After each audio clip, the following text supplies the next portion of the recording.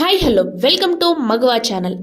కల్పన సరోజ్ దేశంలో అత్యంత విజయవంతమైన వ్యాపారవేత్తలలో ఒకరు అయినప్పటికీ ఆమె ప్రయాణం చెప్పుకోదగినది కాదు. ఆమె పోరాటాలు మరియు విజయాలు మనల్ని ప్రేరేపిస్తుంటాయి. ఆమె కథను తరచుగా మొదటి స్లమ్ డాగ్ మిలియనర్ కథగా పేర్కొంటారు. ఇది కష్టంగా ఉన్నప్పటికీ ఒకరి లక్ష్యాలను సాధించడానికి అసమానతలకు వ్యతిరేకంగా పోరాడడం వలన ప్రజలు మరింత స్థితిస్థాపకంగా మరియు శక్తివంతంగా ఎదగడానికి సహాయపడుతుంది. మహిళలు గొప్ప నాయకత్వ పాత్రలు పోషించడం మరియు కార్పొరేట్ రంగం రూపాంతరం చెందడం వంటి వాటిని చూడడం మనోహరంగా ఉంది. కల్పన సరోజ్ దేశంలో అత్యంత విజయమైన వ్యాపారవేత్తల్లో ఒకరు అయినప్పటికీ ఆమె ప్రయాణం చెప్పుకోదగ్గది కాదు. ఆమె పోరాటాలు మరియు విజయాలు మిమ్మల్ని ప్రేరేపిస్తాయి.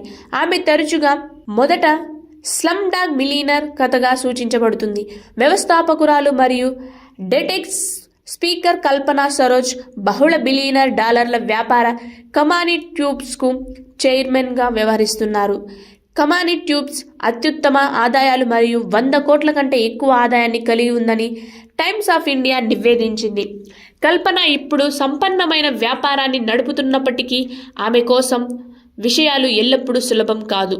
కమానీ ట్యూబ్స్ చైర్ ఉమెన్ 12 సంవత్సరాల వయసులో పాఠశాల నుండి తప్పుకోవాల్సి వచ్చింది మరియు బాల్య వివాహాన్ని ఎదుర్కొంది. ఇది ఆమె చదువును కొనసాగకుండా నిరోధించింది.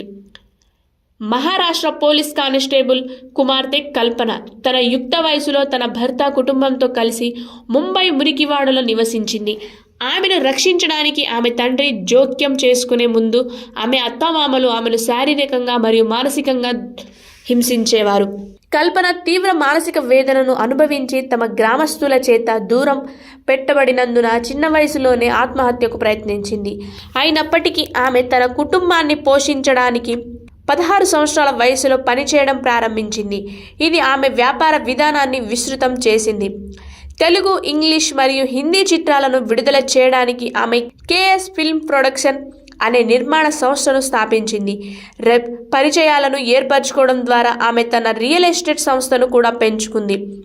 ఆమె త్వరలోనే కమానీ ట్యూబ్స్తో పనిచేయడం ప్రారంభించింది మరియు చివరికి బోర్డు సభ్యుని స్థానానికి ఎదిగింది.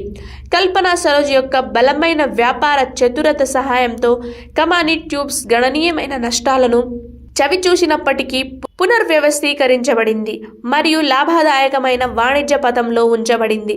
ప్రస్తుతం సరోజ వ్యాపారం 100 కోట్లకు పైగా ఆదాయం తెచ్చిపెడుతుంది.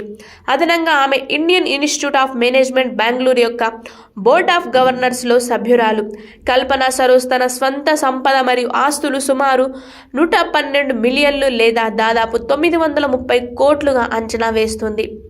ఆమె జీవిత కథ చాలా మందికి స్ఫూర్తినిచ్చింది కాబట్టి ఆమెను తరచుగా ఒరిజినల్ స్లమ్ డాగ్ మిలియనర్ అని కూడా పిలుస్తుంటారు.